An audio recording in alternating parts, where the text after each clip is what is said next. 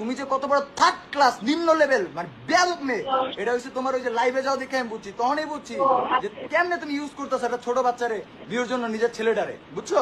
বেয়াদব কোথাকার। তুই তো তোর বাচ্চাকে রাখছিস, কিচ্ছু করায় রাখিসনি, বস্তির মধ্যে রাখিস। কেমনে রাখছিস নিজের বাচ্চাটারে? আর তোর মতো কাল্লাকিকে দেখার জন্য গেছিস? আর শোনো শোনো শোনো, তোমাদের হয়তো কোনো শিক্ষাগত যোগ্যতা নেই, বা তোমাদের কারো কখনো দাওয়াত নেই বা আত্মীয় স্বজন নাই।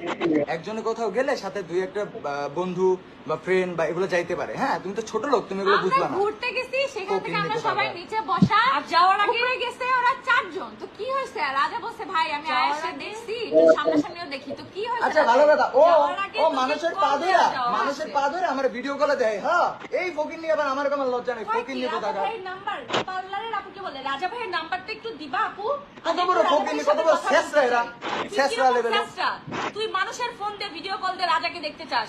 হ্যাঁ, আবার মানে ইসের লাগে যায় নিতে চায়, ওইটা লাথি মেরে এমনি ভাগাই দিতে, ভিডিও সব ডিলিট করে দিয়েছেন, কি কমু।